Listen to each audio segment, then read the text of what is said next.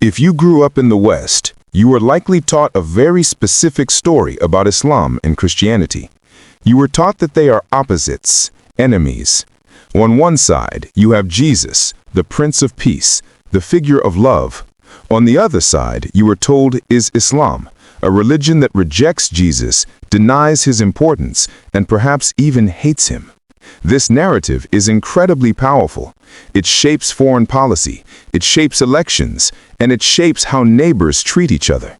There is only one problem with it. It is a complete lie. If you believe that Muslims reject Jesus, you have been misled about the fundamental nature of the Islamic faith. Today, we are going to do something the media rarely does. We are not going to talk about what Muslims believe. We are going to open their book, the Quran, and investigate the shocking truth about the status of Jesus Christ in Islam. Let's start with a cold, hard data point. If Islam is a religion founded by Muhammad, and if it rejects Jesus, you would expect the Quran to be filled with mentions of Muhammad and almost silent on Jesus. Let's run the numbers. How many times is the Prophet Muhammad mentioned by name in the entire Quran? 4 times. Now, how many times is Jesus, known in Arabic as Isa alayhi salam, mentioned by name? 25 times. Think about that. The central figure of Christianity is mentioned by name in the Islamic holy book over 6 times more than the Prophet of Islam himself. But it's not just frequency, it's the titles he is given. The Quran calls Jesus Al-Masih, the Messiah. It calls him a spirit from God.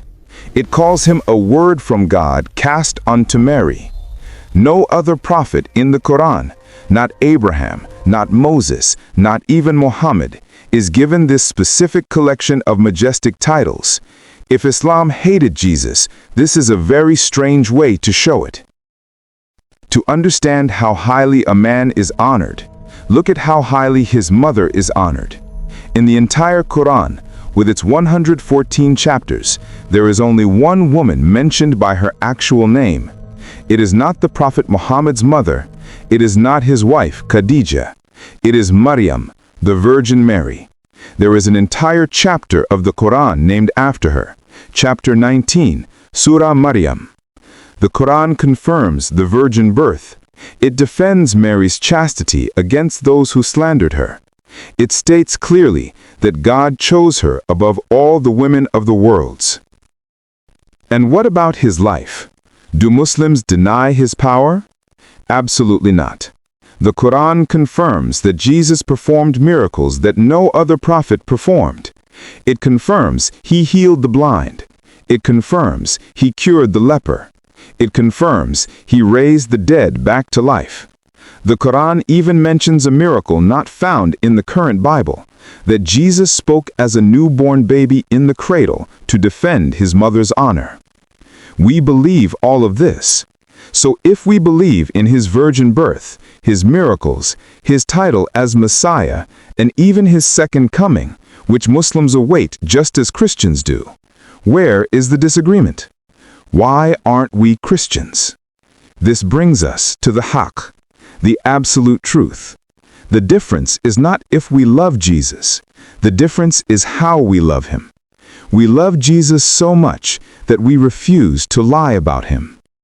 We believe that Jesus, in all his majesty, power, and miraculous birth, was a human being, a mighty messenger of God, a prophet sent to the children of Israel.